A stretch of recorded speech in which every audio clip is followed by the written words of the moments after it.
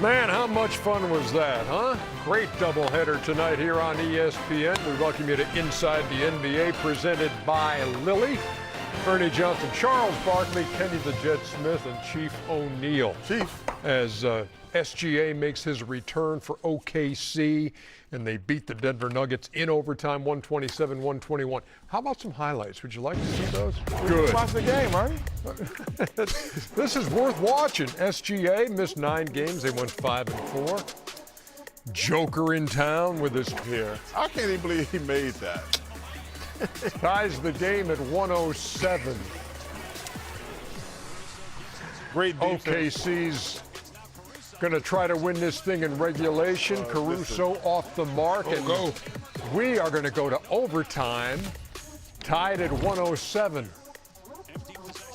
How good. Cason Wallace has been so good for that. Caruso after a steal on the other end, converting, and the Oklahoma City Thunder winners 127-121 in overtime. Man. They've won 4 out of 5 and 8 of their last 12. And as promised, look who's joining us from Oklahoma City. It is Alex Caruso. It is my son. And hey, there'll be a little something extra in your allowance this week. That was a heck of a game. Is it as fun to play in those as it is to watch those when the intensity is that high and the back and forth? Yeah, I mean, it's a lot more fun when you finish the game and you win, too. But, yeah, I mean, that's high-level basketball. You know, that's what everybody in the league, if you're really a competitor and you really like the game, like, that's what you play for. You play to go out there and play well and have guys throw blows the whole time. Like, we thought we had the game sealed up, and then Jamal hit 3 threes that were just kind of insane and into the game, put pressure on us. But, yeah, it was a gritty win. It was a gritty win, especially when damn, that kind of hurt. Shea and Hart sat through overtime. It was big for us to come up. You know, a couple of guys that have been playing well lately for us come up and play well. With so many injuries, what's the conversation like with the young guys to get them to play so well? I mean, that's opportunity. That's what the league's about. The league is, I mean, half of my career was based off of guys not playing and me being able to get thrown out there and develop my game and show what I can do. So that's the thing I think that I mentioned to any of the guys is like, you know, when guys are out, someone's got to take the shots, someone's got to make the plays. So just, you know, stay true to your work, be ready, and show off your game. Like, everyone in the NBA is a good player. They're here for a reason. So, you know, it's a silver lining when you're missing guys like Shea and Dub, guys who have the ball a lot in their hands. You know, we're able to move it around, and guys get more shots and have been playing well over the last month. Alex, number one, tell Chet to put a shirt on. His body's not good enough to be walking around stress-free. That's a bad look, man. That's a bad look. Bad look. I'm not going to lie.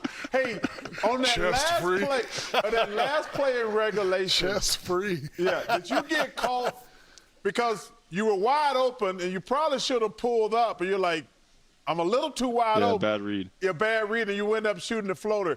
You can't be too wide open for a game winner. I probably didn't anticipate them running at Shea from that side.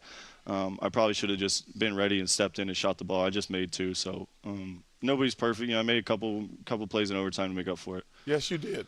You know what, Alex? You know, Denver, San Antonio, Houston. You know, the West. You know, still you got to worry about Minnesota, LA. Yeah, you got to worry about. We're not worried about the Lakers, Alex. Stop it. So, yeah, don't feed in. They tanking as we speak, and you know they're tanking. You might see them in the play-in. Don't feed in. Don't feed in. My question is, what has been the biggest adjustment now that you guys have been the champs and you see that they're making towards you guys? Yeah, I think it's just figuring out the different pitches that we're going to get from teams, you know, from coverages, from offensive sets. Obviously, you know, anybody who's won a championship, you know, the next season you got a target on your back. So I think this year, you know, last year it was more of a prove-it mentality, and this year it's kind of being the hunter instead of the hunted. And we're trying to keep that mindset when we go into games playing, like you said, these other really good teams in the West. Just knowing that, you know, they're trying to knock us off our spot, and we got to hold firm. Alex Caruso, we appreciate you stopping by, and do me a favor, will you, son? Be home by 1. What's up, Ernie? Be home by 1. Maybe, dude. It's already midnight. It's one where y'all are? Where are y'all? Are y'all in Atlanta? Yeah, LA? it's 1 o'clock here. It's 1 o'clock here. You're already late for curfew. See, man, these 8:30 games, man, are crazy. Hey, Alex, feel free to take Chet in the weight room with you. He don't need to. He got 21 Off season, rebounds. we'll get him right. Off season. We had a short off season. We won a championship. It was only 2.5 months. Okay. Have a We great just night, have to take man. little bits and pieces. Yeah. All right, Always guys. good talking Appreciate to y'all. you. All right, man. Appreciate you. Man, that was a heck of a game. 127, 121 in overtime. That was one of those games that you look at on the schedule like, okay, this team is a championship contender. We might play them again. We want a mental edge. Because think about it. You can count the games on one hand. You've seen that many skirmishes and things going on. That Didn't feel like February, did it? It did not feel. Same thing, actually, in the first game, too. Yeah. This was a great night of basketball. They play again in about 10 days. Wow. Same gym out there in OKC. What'd you learn from this game? I mean, you know, both teams played excellent basketball. I expect Joker to have a better game. 9 for 25 is not really a great game, but you know they still had many opportunities to win. You know, OKC, the others played well. You know, they have a lot of experience of stepping up. They've been injured all year. They played great, but in order for Denver to get back to that championship level, Jamal Murray's going to have to play great. He did. He had 39, and Joker's going to have to play great. 9 for 25 is not great for Joker. It's good, but when it comes to winning championships, you have to be great. I have a question because, you know, I always judge teams not by if you can stop them or not, whether or not if we both play our best, who's better. So if everyone plays their best in the West, who's the best team to you? Well, it's these two. First of all, we got to factor in. I mean, like, who would be the best? Hold on. Winner? Let me make my point first. Number one, they're getting Aaron Gordon back, who I think is terrific. I think he's underrated. But if you go back and look, this series went 7 games last year. Yes. It was the best series. And that's what I was getting. So I can't even it's going to be – I think they're the 2 best teams in the West. Last year, it was an amazing 7 games. I think it's going to come down to those 2 teams again. And when you're in a 7-game series, when you have Shea, when you have Joker, to me, it's going to be the other guys. Shaq talked about it. Jamal's going to have to play well. Aaron's going to have to play well. Christian Brown. But to me, who's going to be – they need Jalen Williams. He's been out basically all season. He's the guy who's going to have to play well. He took his game to a new level last year. That's what made OKC the champions. It's going to be – because I know what I'm getting for Shea. I know what I'm getting from Joker. Joker, 23, 17, and 14, his 22nd triple-double of the season. Also his 60th game with at least 20, 15, and 10, which is 8 more than Will Chamberlain. Also, they had the dust-up with him and Lu Dort and David Adelman after the game talking about that.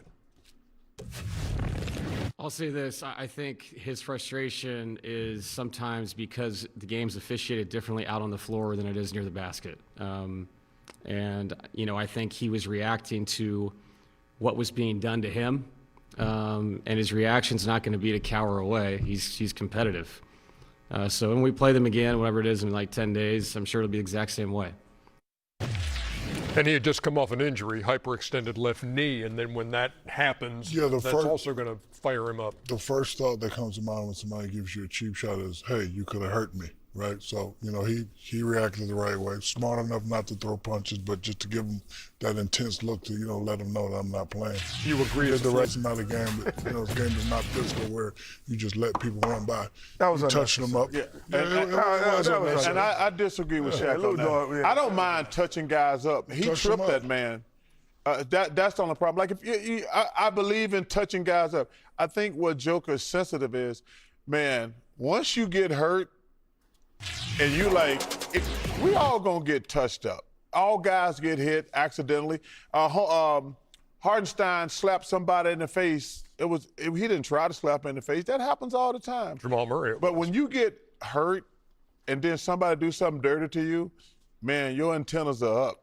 127, 121 in overtime. That is your final. And that's just the start of things here on Inside the NBA. Chest-free check. Dylan Morrow.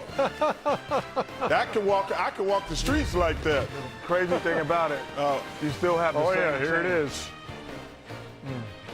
Oh, the similarities are eerie. It's identical. Man, live. Just give me a headband. Yeah, Shaq versus Chuck every week. That is a menacing look, isn't it?